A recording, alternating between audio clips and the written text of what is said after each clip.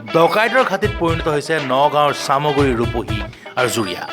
নগাঁৱৰ আৰক্ষী শংকৰ বতৰ ন্যায়বিধিত যোৱা আৰক্ষীৰ দলে অৱশেষত গ্ৰেপ্তাৰ কৰিবলৈ সক্ষম হ'ল 6জনীয়া কুখ্যাত ডকাইতৰ দল এই দলটোৱে ৰাঙলুৰ পেট্ৰল পাম্পত যোৱা 10 অক্টোবৰত চলাইছিলে লোমহৰ্ষক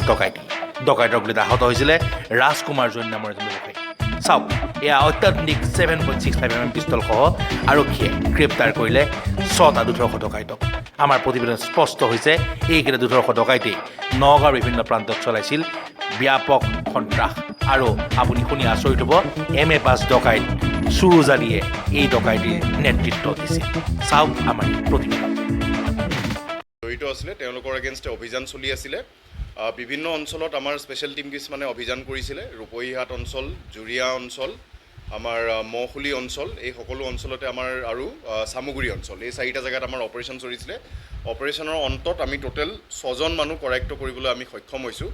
আৰু গোটেই 6জনৰ থাৰো ইণ্টাৰোগেশ্যন যোৱাকালি কৰা হৈছে আৰু তেওঁলোকৰ থাৰো ইণ্টাৰোগেশ্যনৰ পৰা আমি গম পাইছোঁ যে সেইদিনা যোনটো ফায়াৰিং হৈছিলে কঠীয়াতলিত পেট্ৰল পাম্পৰ মেনেজাৰৰ ওপৰত এই গোটেই 6জন মানুহ জড়িত আছিলে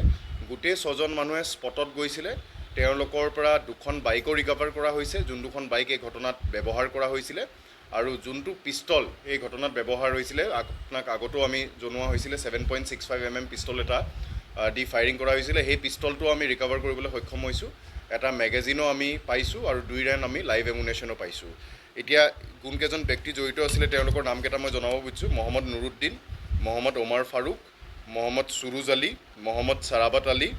মহম্মদ জুগদাদুল ইছলাম আৰু মহম্মদ কিতাব আলী এই 6জন ব্যক্তিয়ে এই ঘটনাটোৰ লগত জড়িত আছিলে ইয়াতে ইম্পৰ্টেণ্ট বস্তুকেইটা হ'ল যে ৱেপনটো কিতাব আলীৰ আছিলে কিতাব আলী এজন কুখ্যাত ডকাইত আৰু এজন বেড কেৰেক্টাৰ আগৰ পৰাই তেওঁ বহুত কেছতো এৰেষ্ট হৈছে ফৰৱাৰ্ড হৈছিলে কিতাব আলীৰ ৱেপনটো 7.65টো তেওঁ ডিমাপুৰৰ পৰা সংগ্ৰহ কৰা বুলি আমাক ইতিমধ্যে জনাইছে ইণ্টাৰোগেশ্যনত আৰু ফায়াৰিঙৰ ঘটনাটোত তেওঁলোকে এটা পিষ্টল লৈ গৈছিলে বুলি আমাৰ তদন্তত ওলাইছে আৰু জুগদাদুল ইছলাম যোন ৰূপহীহাটৰ বাসিন্দা তেওঁ হাতত পিষ্টলটো আছিলে তেওঁ পিষ্টলটো লৈ যাই পেলাই যেতিয়া মানুহজনক ভয় খুৱাবলৈ চেষ্টা কৰিছিলে টকাখিনি লুট কৰাৰ বাবে তেতিয়া মানুহজনে তেওঁক ধৰি লৈছিলে ধৰি লোৱাৰ সময়ত তেওঁ আমাক জনোৱা মতে পেনিক কৰি পেলাই তেওঁ ভৰিলৈ গুলি বৰ্ষণ কৰিছিলে তাৰপিছতো অতি সাহসিকতাৰে তেওঁ এৰি দিয়া নাছিলে সেইকাৰণে তেওঁ পিষ্টলেৰে তেওঁৰ মূৰত আঘাত কৰি পেলাই তেওঁলোকে তাৰ পৰা পলাবলৈ সক্ষম হৈছিলে কিতাব আলীৰ হাতিয়াৰটো জুগদাদুলে ব্যৱহাৰ কৰিছিলে আৰু প্ৰথমতে আমি যেনেকৈ আপোনালোকক জনাইছিলোঁ প্ৰথম ব্যক্তি ইলিয়াছক আমি এৰেষ্ট কৰিছিলোঁ এই কেছত ইলিয়াছে সেই পেট্ৰল পাম্পত কাম কৰা এজন ব্যক্তি আৰু ইলিয়াছে আমাৰ যোন মেইন একিউজ আছিলে সুৰজ আলীৰ লগত তেওঁ কোঅৰ্ডিনেশ্যন কৰি পেলাই এই গোটেই পৰিকল্পনাটো কৰিছে সুৰজ আলীয়ে ইলিয়াছৰ বিষয়ে আমাৰ সামনত স্বীকাৰ কৰিছে আৰু আমি প্ৰথম পৰ্যায়ৰ পৰাই আমাৰ ইনভেষ্টিগেশ্যন সঠিক পথত আছিলে ইলিয়াছে সম্পূৰ্ণভাৱে এই পৰিকল্পনাটো কৰিছে আজিৰ প্ৰায় নহয় 2 বছৰমানৰ পৰাই সি পৰিকল্পনা কৰি আছিলে সুৰজ আলী নিজৰ স্বীকাৰোক্তিক কৈছে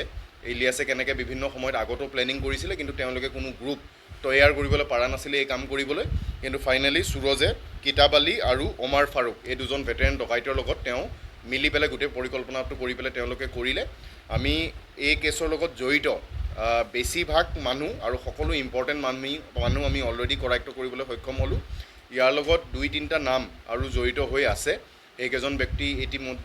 ইতিমধ্যে পলাতক হৈ আছে তেওঁলোকৰ এগেইনষ্টত অভিযান চলি আছে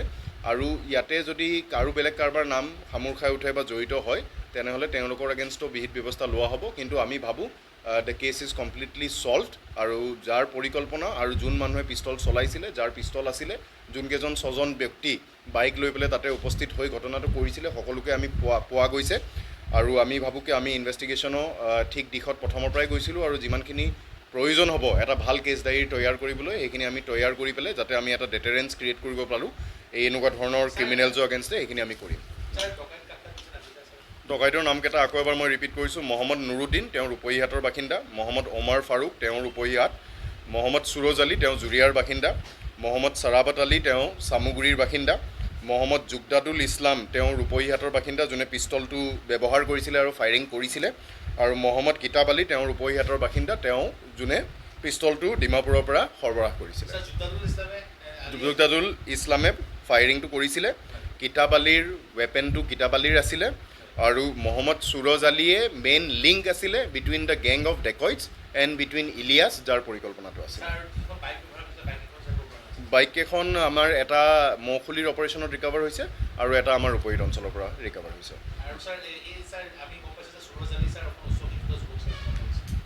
সুৰজ আলী আমাৰ ইণ্টাৰগ্ৰেশ্যনত গম পোৱা মতে তেওঁ MA ডিগ্ৰী পাছ কৰিছে আৰু তেওঁ উচ্চ শিক্ষাৰ লগত জড়িত যদিও তেওঁ এনেকুৱা ধৰণৰ কামত ইলিয়াছৰ বাবে জড়িত হ'ব লগা হ'ল আৰু গোটেই মটিভেশ্যনখিনি তাক ইলিয়াছে কৰিলে। সি আগতে তেনেকুৱা ডকাইতৰ গেঙৰ লগত আমি জনাৰ মতে ডাইৰেক্টলি কোনো ক্ৰাইমত ইনভল্ভ নাছিলে, কিন্তু এইবাৰ ইলিয়াছৰ মটিভেশ্যনত সি গোটেই গেংটো তৈয়াৰ কৰি পেলাই ইলিয়াছৰ লগত যোগাযোগ কৰাবলৈ